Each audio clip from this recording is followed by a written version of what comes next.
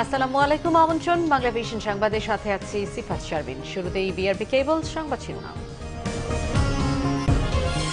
জনগণের আস্থার মর্যাদা রাখতে হবে বলেছেন প্রধানমন্ত্রী। উন্নয়ন প্রকল্পের গতি ও মান নিশ্চিতে নজরদারি বাড়ানোর নির্দেশ। ৩০ ডিসেম্বর ভোট ডাকাতির উৎসব হয়েছে বলেছেন মির্জা ফখরুল। শোচনীয় ব্যর্থতার জন্য বিএনপি নেতারা অসংলগ্ন, প্রলাপ বকছে মন্তব্য কাদেরের। ২১-এ পদক পাওয়া গীতিকার সুরকার আহমেদ ইমতিয়াজ বুলবুল আর নেই, রাষ্ট্রপতি ও প্রধানমন্ত্রীর শোক।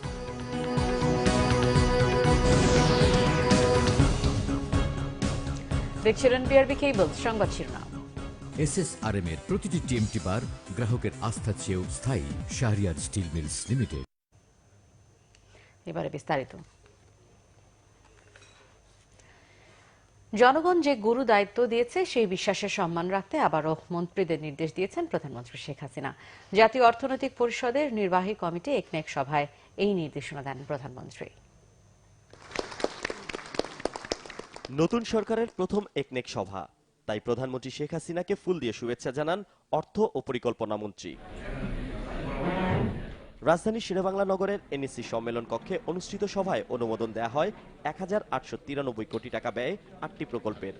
সভায় প্রধানমন্ত্রী শেখ হাসিনা বলেন, জনগণ ভোটের মাধ্যমে যে আস্থা ও বিশ্বাস রেখেছে তার মর্যাদা ধরে রাখতে হবে। উন্নয়ন প্রকল্পগুলো দ্রুত বাস্তবায়নে কাজের নজরদারি বাড়াতেও নির্দেশ দেন তিনি। জনগণ যে আমাদের উপরে যে দায়িত্বটা দিল, এটা তাদের সেই বিশ্বাসের মর্যাদা যেমন আমাদের দিতে হবে এবং তাদের জীবন মান যাতে উন্নত হয়, বিশেষ করে একেবারে তৃণমূল পর্যায়ে সাধারণ মানুষের ভাগ্য যাতে পরিবর্তন হয় সেদিকে লক্ষ্য রেখেই আমাদের কাজ করতে হবে। এবং আমি মনে করি যে আমাদের সকল পরিকল্পনাও হবে একেবারে গ্রামের তৃণমূল মানুষের ভাগ্য পরিবর্তনের লক্ষ্য সামনে রেখে। প্রকল্প বাছাই ও বাস্তবায়নে মন্ত্রণালয়গুলোকে আরো যত্নবান হবার তাগিদ দেন প্রধানমন্ত্রী শেখ হাসিনা। উন্নয়নের ধারা অব্যাহত রেখে উন্নয়নশীল থেকে দেশকে উন্নত পর্যায়ে নিয়ে যেতে হবে বলেও জানান প্রধানমন্ত্রী। যে প্রকল্পগুলি আমরা গ্রহণ করেছি সেগুলি দ্রুত বাস্তবায়ন শুরু করা এবং সেটাতে যথাযথভাবে হয় সেটার উপর নজরদারিটাও বাড়াতে হবে, কারণ যত বেশি নজরদারি বাড়বে কাজের গতি এবং কাজের মান তত বেশি ভালো হবে। আমাদের প্রবৃদ্ধি আমরা ৭.৮৬ উন্নীত করতে পেরেছি, এটা আমাদের ধরে রাখতে হবে এবং সামনে আরও এগিয়ে যেতে হবে। সে কথা মাথায় রেখেই আমাদের প্রকল্প বাছাই করা এবং প্রকল্প প্রণয়ন ও বাস্তবায়ন এই দিকে আমাদের বিশেষভাবে দৃষ্টি দিতে হবে।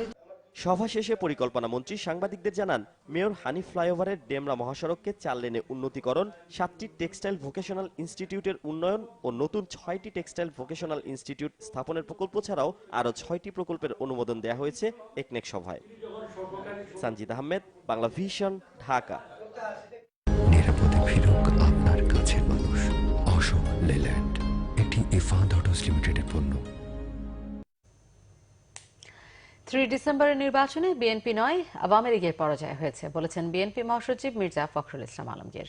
মঙ্গলবার দুপুরে ঠাকুরগাঁওয়ের স্থানীয় পৌর মিলনায়তনে বিএনপি নেতাকর্মীদের উদ্দেশ্যে নির্বাচনোত্তর এক মতবিনিময় সভায় তিনি এমন মন্তব্য করেন। মির্জা ফখরুল আরও বলেন, একাদশ সংসদ নির্বাচনে পরাজিত হয়েছে মানুষের মুক্তি, ৭১-এর অর্জিত স্বাধীনতার চেতনা ও মূল্যবোধ। তিনি বলেন, মানুষের শুভ চিন্তা, ভাবনা ও চেতনাকে কেড়ে নেওয়া হয়েছে।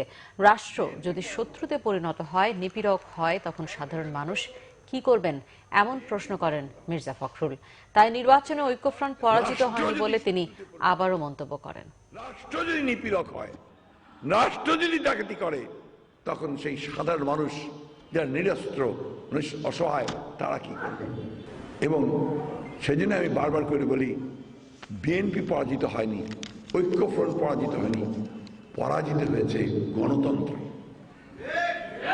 পরাজিত হয়েছে বাংলাদেশের স্বাধীনতার যে চেতনা, মুক্তিযুদ্ধের যে চেতনা। বন্ধুগণ, আপনাদেরকে সেই কথাটা মনের মধ্যে আনতে। সড়ক পরিবহন ও সেতু মন্ত্রী ওবায়দুল কাদের বলেছেন, শোচনীয় ব্যর্থতার জন্য বিএনপি নেতারা অসংলগ্ন প্রলাপ বকছেন। মতিঝিলে বিআরটিসির কর্মকর্তাদের সাথে বৈঠকের পর সাংবাদিকদের প্রশ্নের জবাবে একথা বলেন তিনি। কাদের বলেন, বিএনপির অবস্থা এখন শিল্পী জয়নুলের কাদায় আটকে পড়া গরুর গাড়ির মতো। অতীতের ভুল থেকে শিক্ষা নেয়নি দলটি। উপজেলা নির্বাচনে অংশ নেয়া বা না নেয়া বিএনপির নিজস্ব সিদ্ধান্ত বলে উল্লেখ করেন তিনি। বিআরটিসিতে অনিয়ম দুর্নীতি বাসা বেঁধেছে উল্লেখ করে কাদের বলেন, বছরের পর বছর লোকসান কোনোভাবে মেনে নেওয়া যায় না। নিজেদের পকেট ভারী করতে বিআরটিসিকে ব্যবহার করা দুর্নীতিবাজদের সতর্ক করেন ওবায়দুল কাদের। বিআরটিসিকে লাভজনক করতে সরকার কঠোর ব্যবস্থা নেওয়ার ঘোষণা দেন সড়ক পরিবহন মন্ত্রী। আগামী এপ্রিলের মধ্যে বিআরটিসির বহরে 1100 নতুন গাড়ি যোগ হবে বলেও জানান ওবায়দুল কাদের। শিল্পী জয়নুলের কাদায় আটকে পড়া গরুর গাড়ির মতো। বিএনপি মহাসচিবের মুখে শোচনীয় ব্যর্থতার প্রলাপ। এখনকার কথাবার্তা আচরণে ভুল থেকে শিক্ষা নেয়া কোনো ইঙ্গিত, ইশারা বা লক্ষণ পাওয়া যাচ্ছে না। সঙ্গীতাঙ্গনের পুরোধা ব্যক্তিত্ব ও শিল্পী নির্মাণের কারিগর আহমেদ ইমতিয়াজ বুলবুল চলে গেলেন সবাইকে একা করে। বীর মুক্তিযোদ্ধা, প্রখ্যাত গীতিকার, সুরকার ও সঙ্গীত পরিচালক আহমেদ ইমতিয়াজ বুলবুল মঙ্গলবার দিবাগত রাতে নিজ বাসায় হৃদরোগে আক্রান্ত হয়ে মারা যান। ইন্না লিল্লাহি ওয়া ইন্না ইলাইহি রাজিউন। বুধবার সকাল 11টায় কেন্দ্রীয় শহীদ মিনারে রাষ্ট্রীয় সম্মান ও শ্রদ্ধা জানানোর জন্য বুলবুলের মরদেহ রাখা হবে। আফতাবনগরের এই বাসায় কিবোর্ড, গিটার সবই আছে, শুধু নেই আহমেদ ইমতিয়াজ বুলবুল। আর কোনো গানের সুর তুলবেন না, লিখবেন না কোনো গান। সোমবার রাতে অসুস্থ হয়ে পড়লে রাজধানীর একটি হাসপাতালে নেওয়া হলে চিকিৎসক তাকে মৃত ঘোষণা করেন। আমার বুকটা ব্যথা করতেছে, মনে হয় হার্ট অ্যাটাক, তুমি একটু তাড়াতাড়ি এসো। এখানে এসে দেখি যে স্যারের রুমে স্যার অচেতন অবস্থায় পড়ে আছে। প্রধানমন্ত্রী যেন তার একটা কবরস্থান, মানে তার একটা কবরস্থানে, বরণী বুদ্ধিজীবী কবরস্থানে বা যেখানে তার কবর দেওয়া হোক, যেন পার্মানেন্ট একটা কবর তাকে দেয়, যেখানে মানুষ এসে তাকে শ্রদ্ধা করতে পারে, তাকে স্মরণ করতে পারে। মৃত্যুর খবর ছড়িয়ে পড়লে সেখানে ছুটে যান সঙ্গীতাঙ্গনের শিল্পী, গীতিকার, মিউজিশিয়ানরা। অনেক ভক্ত শ্রোতারাও ভিড় জমান, তৈরি হয় শোকাবহ পরিবেশ। আহমেদ ইমতিয়াজ বুলবুল অসংখ্য জনপ্রিয় গানের গীতিকার, সুরকার ও পরিচালক ছিলেন। কাজের স্বীকৃতি হিসেবে পেয়েছেন 21 পদক, রাষ্ট্রপতির পুরস্কার, জাতীয় চলচ্চিত্র পুরস্কার সহ অসংখ্য সম্মাননা। 1971 সালে কিশোর বয়সে মুক্তিযুদ্ধে অংশগ্রহণ করেন এই মানুষটি। আমার মতে ওনার এই বয়স হয় না যে পৃথিবী থেকে চলে যাওয়ার। ওনার অনেক কিছু দেওয়ার ক্ষমতা ছিল, তার মধ্যে ওনার সুরের ক্ষেত্রে, কম্পোজিশনের ক্ষেত্রে, লেখার ক্ষেত্রে। উনি শেষ পর্যন্ত দুঃখের সহিত বলতো যে আমাদের সঙ্গীতটা কোন দিকে যাচ্ছে, এই আক্ষেপটা ওনার সাথে বরাবরই ছিল। ওনার লেখায়, ওনার সুরে, ওনার কম্পোজিশনে বাংলা গানের যে উচ্চতম মাত্রা, সেটা বাংলা গান যতদিন থাকবে বুলবুল ভাই ততদিন থাকবে না। তার লেখা গানগুলো অসংখ্য গান রয়েছে, যেগুলো প্রত্যেকটা গান ভেঙে আরো 10টা গান লেখা যাবে। দেশের এই ক্ষতি কোনোদিন পূরণ হবে না, আর আহমেদ ইমতিয়াজ বুলবুল কোনোদিন বারবার জন্ম নেবে না। আহমেদ ইমতিয়াজ বুলবুল একটি নাম, একটি প্রতিষ্ঠান, যিনি রুনা লায়লা, সাবিনা ইয়াসমিন, এন্ড্রু কিশোরের জন্য যেমন গান তৈরি করেছেন, তেমনি নতুন প্রজন্মের শিল্পীদেরকেও তুলে এনেছেন মাঠ পর্যায় থেকে। এই দেশ তার কাছে কৃতজ্ঞ। উনি আজ শুধুমাত্র গান দিয়ে কৃতজ্ঞ নয়, দেশ প্রাপ্তিতেও তার অনেক বড় অবদান। আমরা রিয়েলিটি শো থেকে এসেছি, যে ক্লোজ আপ ওয়ানের মাধ্যমে। স্যার আমাদের মূল বিচারক ছিলেন এবং তার কাছ থেকে অনেক কিছু শিখেছি আমরা। প্রত্যেকবার জন্মদিনে সবসময় সারপ্রাইজ, সবার আগে দিয়েছি, সবার আগে আসছি। এবারটাই আসতে পারলাম না, এবারটাই আমার বাবাকে আমি হারিয়েও ফেললাম। সারা জীবনের এই কমতিটা বোধহয় মনের মধ্যে ঘুরে ঘুরে খাবে আমাকে। আফতাবনগরের বাসা থেকে বঙ্গবন্ধু শেখ মুজিব মেডিকেল বিশ্ববিদ্যালয়ের হিমঘরে রাখা হয়েছে আহমেদ ইমতিয়াজ বুলবুলের মরদেহ। বুধবার বাদ জোহর ঢাকা বিশ্ববিদ্যালয়ের কেন্দ্রীয় জামে মসজিদে জানাজার কথা রয়েছে। দীপন দেওয়ান, বাংলা ভিশন, ঢাকা। চিকিৎসা সেবায় প্রাতিষ্ঠানিক কোনো ডিগ্রি নেই, বই পড়ে শিখেছেন ডাক্তারি। এতেই 45 বছর ধরে নিয়মিত হোমিও চিকিৎসা সেবা দিয়ে যাচ্ছেন গাইবান্ধা সদরের খোলাহাটি ইউনিয়নের 96 বছর বয়সী ডাক্তার নুরুল ইসলাম। শুরুর দিকে এক পুরিয়া ওষুধের দাম নিতেন 5 পয়সা, তাই তার আরেক নাম 5 পাই ডাক্তার। গাইবান্ধা প্রতিনিধি আতিক বাবুর রিপোর্টে বিস্তারিত। ডাক্তার নুরুল ইসলাম এখনো খালি চোখে বই পড়তে পারেন। খুব ভোরে ঘুম থেকে ওঠেন, তিনি। নামাজ পড়ে কোরআন শরীফ তেলাওয়াতের পর একটু হাঁটাহাঁটি করে ঠিক 9:30টার দিকে তার চিকিৎসালয়ে যান তিনি। পুরাতন বাজারে ছোট টিন শেড ঘরের 5 পাই ডাক্তার নুরুল ইসলামের এই চিকিৎসালয়ে রোগীদের ভিড় থাকে সব সময়। 45 বছর আগে এক পুরিয়া ওষুধের দাম নিতেন 5 পয়সা, আর তখন থেকেই তিনি পরিচিত 5 পাই ডাক্তার নামে। আমার গ্রামবাসী মহল্লাবাসী এগে মাঝে মধ্যে ওষুধ দিতাম, ওইটার উপর আরও বই পড়া ইচ্ছা আকর্ষণ আরও বেশি হয় দিনের পর দিন চাকরি করাকালীনই। যখন ওই ব্যাপারে চাকরি ছাড়িয়ে দিয়েছিলেন, তখন আমার বড় দুলাভাই ছিলেন, উনি হেড অ্যাসিস্ট্যান্ট ছিলেন। উনি বললেন যে আমার এই দোকানে প্রত্যেক দিন সকালে বা বিকেলে এখানে এসে বসিয়ে ওষুধ দাও মানুষকে। তখন ও পরের দিন থেকে আমি ওইখানে বসি। আমি এবার প্রথম থেকেই ওই 1 ডোজ করে ওষুধ দিতাম, 5 পয়সা করে নিতাম। এটা ধরে রাখার জন্যে, মানুষের তার সুনামটা রাখার জন্যে আমি এটা করতেছি এবং আমার ছোট ভাইটাকেও এটা করতেছি এবং আমার মেয়েটাকেও আমি সামনে জি। নুরুল ডাক্তার বর্তমানে এক পুরিয়ার দাম নেন 50 পয়সা থেকে 20 টাকা পর্যন্ত। সকাল 10টা থেকে বেলা 4টা পর্যন্ত রোগী দেখেন তিনি। তার 3 জন সহকারী রয়েছে। দীর্ঘদিন থেকে আমি এখানে চিকিৎসা করতেছি। আমার ছেলে বা ছেলে মেয়ে 3 জনের শরীরের যে কোনো সমস্যা হলেই দাদুর ওষুধ খাইলেই ভালো হয়ে যায়। ওনার ওষুধ ছাড়া আমার কাজ হয় না। আমি আসছি পাবনা থেকে, এনার কাছে আমি চিকিৎসা নিয়ে অনেকটা উপকৃত পেয়েছি। ডাক্তার সাহেব প্রেসক্রিপশন করে আমরা ওষুধ দিই। গরিব দুঃখীদের সবাই আছে, আর যারা ভিক্ষা করে তাদের কাছ থেকে টাকা নেওয়া হয় না।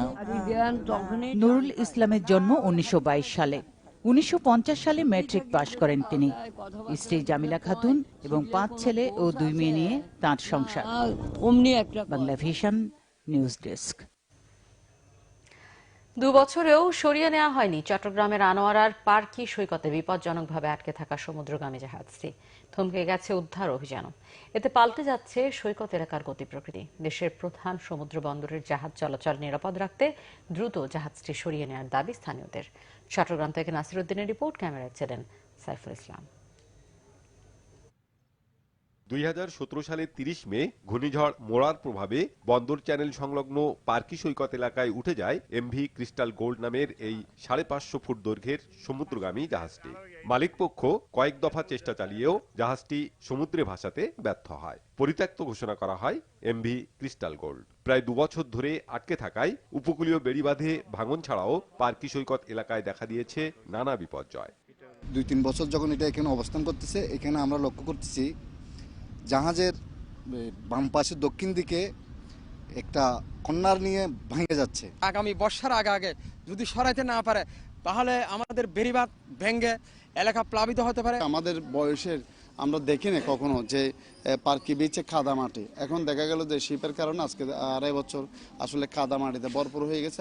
পরিত্যক্ত জাহাজটি স্ক্র্যাপিং এর জন্য গত বছর নিলামে কিনে নেয় একটি প্রতিষ্ঠান। জাহাজটি যেখানে যে অবস্থায় আছে সেভাবেই কাটার নির্দেশ দেয় উচ্চ আদালত। কাস্টমস, বন্দর সহ সংশ্লিষ্ট দপ্তরগুলোর অনুমোদন থাকলেও এখন বাদ সাধছে পরিবেশ অধিদপ্তর। হাইকোর্টের অর্ডার অনুযায়ী ওয়াইসম্যানওয়ালা আছে, আমার জাহাজ পাহারা দেওয়ার এলাও আছে, আমাদের সব জাহাজ থেকে ক্রুদেরকে নামাই দিছে। আমি চার্জ করলাম কেন নামাইলেন, বলছে যে আপনারা এখানে কোনো কার্যক্রম করতে পারবেন না। পরিবেশকে আমরা এটার জন্য চিঠি দিয়েছি 2টা, দেওয়ার পরে এখন ওরা এখনো আমাদেরকে কোনো জবাব দেয় নাই। এটা কাটার জন্য বিধি অনুযায়ী তাদের যে নির্ধারিত শিপ ইয়ার্ড এখানে নিতে হবে এবং অনুমোদিত শিপ ইয়ার্ডে শুধুমাত্র জাহাজ কাটতে পারবে এবং তাও পরিবেশের যেই সর্বোচ্চ একটা কমিটি রয়েছে, কমিটি ইন্সপেকশন করার পরে। কিন্তু একটা গ্যাজেটেড পর্যটন এলাকায় আসলে জাহাজ কাটার সুযোগ নেই। পরিত্যক্ত জাহাজটি দ্রুত সরিয়ে না নিলে পার্কি সৈকতে পরিবেশ বিপর্যয়ের শঙ্কা সংশ্লিষ্টদের। Bangla vision news desk. নিচ্ছে সিবিসি টাইলস সংবাদ বিরতি, সাথে থাকুন, ফিরে এসে থাকছে।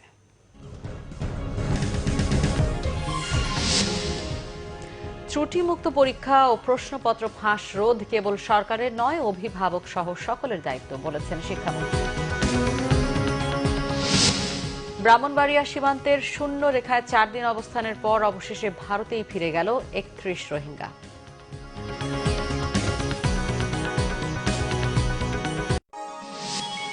আপনারা দেখছেন বাংলা ভিশন সংবাদ। Everything is possible. अबे हट तू Taki taki taki taki rumba. তারকাদের জীবনযাপন, ঘটনা দুর্ঘটনা, রটনা নিয়ে অনুষ্ঠান Sandalina star world. yani cricket nada പിടിക്കുക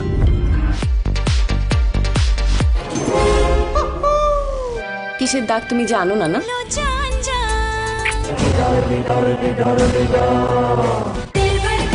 কোনো মন্দ হাওয়া যেন না লাগে তাহার অঙ্গে। It's show time.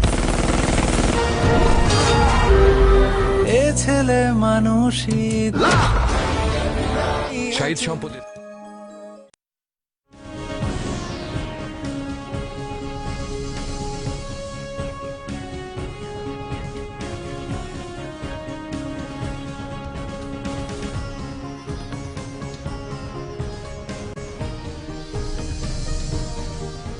স্বাগত আরেকবার বাংলা ভিশন সংবাদে। ত্রুটিমুক্ত পরীক্ষা ও প্রশ্নপত্র ফাঁস রোধ কেবল সরকারের নয়, অভিভাবক সহ সকলের দায়িত্ব বলেছেন শিক্ষামন্ত্রী ডক্টর দীপুমণি। তিনি বলেন, এবারের আসন্ন এসএসসি পরীক্ষা সবার জন্যই পরীক্ষা। সকালে চট্টগ্রামের এমএ আজিজ স্টেডিয়ামে ৪৮তম শীতকালীন জাতীয় স্কুল, মাদ্রাসা ও কারিগরি শিক্ষা ক্রীড়া প্রতিযোগিতার উদ্বোধন অনুষ্ঠানে মন্ত্রী এসব কথা বলেন। অভিভাবক ও পরীক্ষার্থীদের কোনো ধরনের অনৈতিক পথের খোঁজে না নামারও অনুরোধ জানান দীপুমণি।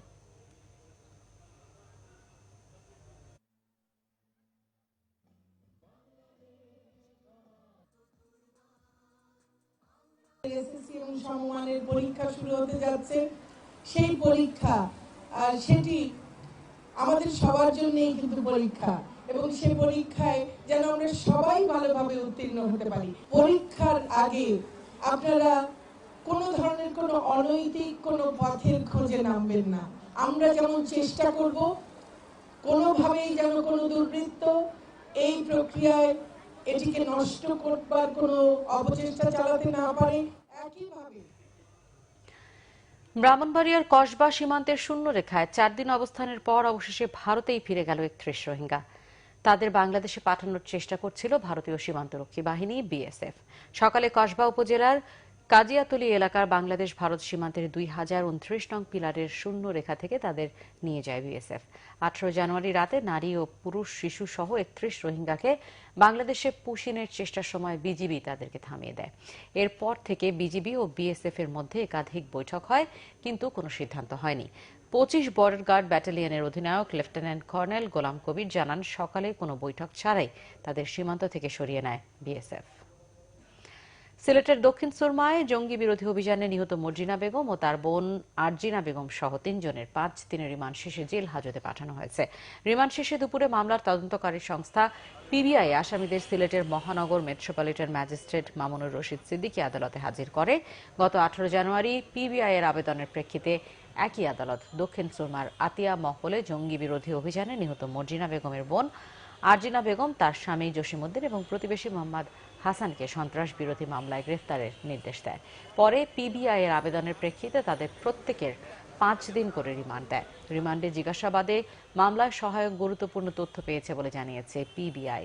২০১৭ সালের ২৩ মার্চ গোয়েন্দা তথ্যের ভিত্তিতে দক্ষিণ সুরমার পাঠানপাড়ায় আতিয়া মহলে জঙ্গি বিরোধী অভিযানে মর্জিনা বেগম সহ ৩ জঙ্গি নিহত হয়।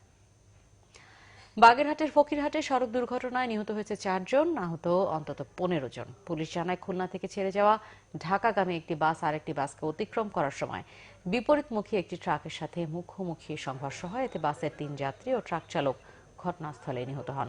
প্রায় ২ ঘন্টা সড়কে যান চলাচল বন্ধ থাকে। এদিকে টাঙ্গাইলের কালিহাতী উপজেলার আনালিয়াবাড়ি এলাকায় ভোরে ট্রাক ও লরির মুখোমুখি সংঘর্ষে লরি চালক নিহত হন। আহত হন লরির হেলপার ও ট্রাক চালক সহ ২ জন। এছাড়া চট্টগ্রাম মহানগরীর ধনিয়ালা পাড়ায় সড়ক দুর্ঘটনায় নিহত হয়েছে এক স্কুল ছাত্র।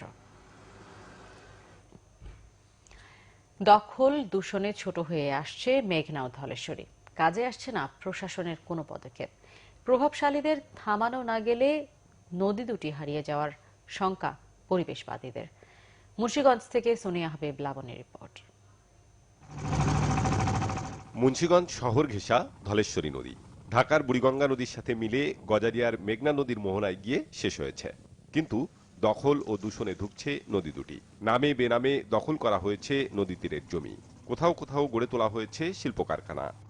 বালু এনে ভরে মাটি এনে ভরে আর ওদিকে একটু বাঙ্গিয়া টেঙ্গে দিয়া নদী ভরে জায়গা পুলিশও গিয়েও কিছু করা যায় না, তাদের উপরে আগাম যায় না। এটি কিছু কিনে আর কিছু না কিনে ভরে দখল করে লাই। জাহাজ ডাইন না বালু আর ময়লা কারসাইড ফালানোর পর এরা বালি ফালা করে কল কারখানার ধুলায় এই নদী নষ্ট হয়ে গেছে। এখন গোসল করা যায় না, পানির মধ্যে অনেক গন্ধ আছে। নদীর পাড় দখল ও দূষণ যেভাবে চলছে তাতে অচিরেই নদীর অস্তিত্ব হারানোর শঙ্কায় পরিবেশবাদীরা। নদী রক্ষায় এখনই প্রভাবশালীদের ঠেকানো এবং সচেতনতার উপর গুরুত্ব দিয়েছেন তারা। একজন যদি মাঝখানে একটা জমি কিনে চারিপাশ দখল করে, আর কোম্পানিগুলির শক্তি এত দাপট, লোকাল প্রশাসন এমনকি রাজনৈতিক শক্তির একটা অংশ, দুষ্ট অংশকে তারা ব্যবহার করে এই ধরনের জবরদখল চলছে, অবৈধ দখল চলছে। জরিমানা সহ প্রশাসনের নানামুখী পদক্ষেপেও ঠেকানো যাচ্ছে না দখল ও দূষণ। শিল্প কারখানার মালিকদেরও নদী বাঁচানোর দায় রয়েছে বলে মনে করেন জেলা প্রশাসক। তারা শুধু অবৈধ দখল করবে, আমরা শুধু উচ্ছেদ করবো, বিষয়টা এটা না। তারা ইকোনমির একজন গুড কন্ট্রিবিউটর হিসেবে তাদেরকে নদী ব্যবহার করতে আমরা দিতে চাই, কিন্তু তারা নদীকে রক্ষা করে নদী ব্যবহার করবে। মেঘনা ও ধলেশ্বরীকে বাঁচাতে সরকারি বেসরকারি সমন্বিত উদ্যোগের দাবি মুন্সিগঞ্জবাসীর। Bangla vision news desk. চাঁপাইনবাবগঞ্জে জঙ্গি আস্তানা সন্দেহে র্যাবের 4.5 ঘন্টার অভিযানে একজনকে আটক করা হয়েছে। শিবগঞ্জ উপজেলার কানসাটের শিবনারায়ণপুর গ্রামের কয়েকটি বাড়িতে অভিযান চালায় র্যাব। গত রাত 3:30টা থেকে অভিযান শুরু হয়। সকাল 8টায় অভিযানের সমাপ্তি ঘোষণা করা হয়। র্যাব 5-এর অধিনায়ক লেফটেন্যান্ট কর্নেল মাহবুবুল আলম জানান, শিবনারায়ণপুর গ্রামে গুলশান হামলার কয়েকজন আসামি অবস্থান করছে এমন সংবাদের অভিযানে তারা যান। গ্রামের 10 থেকে 12টি বাড়িতে তল্লাশি করেও কাউকে পাওয়া যায়নি, তবে জিজ্ঞাসাবাদের জন্য মনিরুল ইসলাম নামে একজনকে আটক করা হয়েছে। এবারে দেশের বিভিন্ন জায়গার আরও কিছু খবর নিয়ে রয়েছে ডেস্ক রিপোর্ট। যানজটমুক্ত নিরাপদ সড়ক ও দখলমুক্ত ফুটপাত ব্যবহারের লক্ষ্যে সাতক্ষীরায় পদযাত্রা বের করা হয়। জেলা প্রশাসনের আয়োজনে শহরের খুলনা রোড মোড় থেকে সকালে এই পদযাত্রাটি বের হয়। এতে প্রধান অতিথি ছিলেন সংসদ সদস্য মীর মোস্তাক আহমেদ রবি। 30% মুক্তিযোদ্ধা কোটা পুনর্বহাল সহ 6 দফা দাবিতে মানববন্ধন ও সমাবেশ করেছে মুক্তিযোদ্ধার সন্তান ও প্রজন্ম রাজশাহী বিশ্ববিদ্যালয় শাখা। বিশ্ববিদ্যালয়ের মূল গেটের সামনে সকালে কর্মসূচি হয়। সড়কে শৃঙ্খলা ফিরিয়ে আনতে অবৈধ যানবাহনের বিরুদ্ধে নোয়াখালীতে চলছে ট্রাফিক অভিযান। জেলা ট্রাফিক পুলিশের উদ্যোগে সকাল থেকে জেলা শহরের কয়েকটি উপজেলায় এই অভিযান চালানো হয়। শিক্ষার গুণগত মান উন্নয়নের লক্ষ্যে শিক্ষক ও অভিভাবকদের মতবিনিময় সভা হয়েছে নড়াইলে। নড়াইল সরকারি উচ্চ বিদ্যালয় চত্বরের এই কর্মসূচিতে শিক্ষার গুণগত মান উন্নয়নে করণীয় নিয়ে শিক্ষক ও অভিভাবকদের সাথে বিস্তারিত আলোচনা করা হয়। সভায় শিক্ষকদের কোচিং বন্ধের জন্য অনুরোধ জানানো হয়।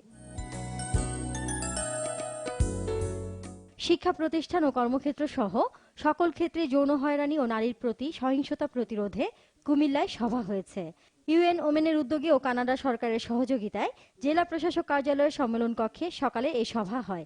এতে প্রধান অতিথি ছিলেন জেলা প্রশাসক মোহাম্মদ আবুল ফজল মীর। প্রসব পরবর্তী পরিবার পরিকল্পনা পদ্ধতি বিষয়ক এক অবহিতকরণ কর্মশালা হয়েছে মেহেরপুরের গাংনীতে। উপজেলা নির্বাহী কর্মকর্তার সম্মেলন কক্ষে কর্মশালার আয়োজন করে পরিবার পরিকল্পনা অধিদপ্তর। অনুষ্ঠানে প্রধান অতিথি ছিলেন সিভিল সার্জন ডাক্তার শামিমারা নাজনীন।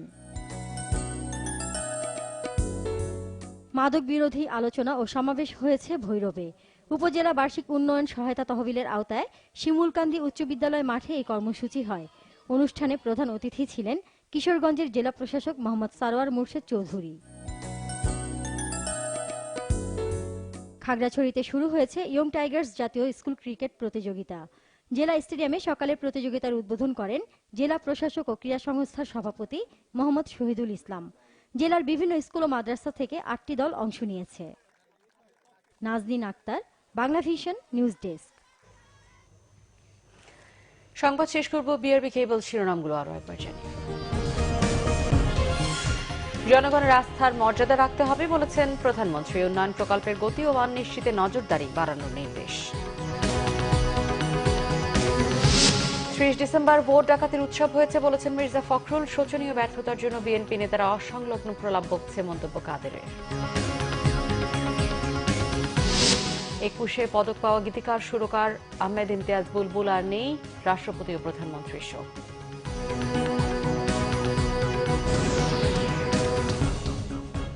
এই ছিল এখনকার মতো। পরের সংবাদ সন্ধ্যা 7:30। এর আগে 6টায় রয়েছে নিউজ সাবটেন দেখার আমন্ত্রণ রইল। এছাড়া ফেসবুকে বাংলাভিশন সংবাদ সরাসরি দেখতে লগ ইন করতে পারেন facebook.com/বাংলাভিশন। এতক্ষণ সাথে থাকায় ধন্যবাদ সবাইকে।